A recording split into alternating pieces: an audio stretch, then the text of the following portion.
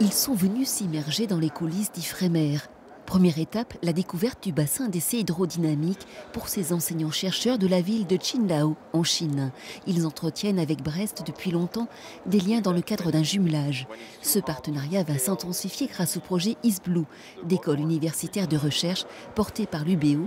En matière de sciences de la mer, chacun a à apprendre de l'autre. Nous pouvons apporter de nouvelles idées en matière d'énergie marine renouvelable et de méthodes de collecte de données.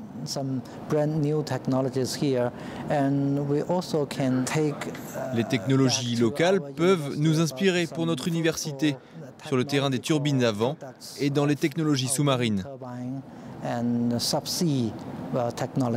Autre découverte, le laboratoire où l'on teste la durabilité des matériaux en milieu marin, comme les pales d'éoliennes ou d'hydroliennes. En matière d'énergie marine renouvelable, les échanges de savoir-faire sont aussi très attendus. Il existe en Chine un fort potentiel. Nous avons un littoral étendu et une grande façade maritime. Nous avons le plus grand nombre d'habitants dans le monde et ils consomment énormément d'énergie. Des enjeux environnementaux qui sont un bon terreau pour le développement des énergies renouvelables en Chine. Ils ont des gros problèmes de pollution de l'air dans les grandes villes.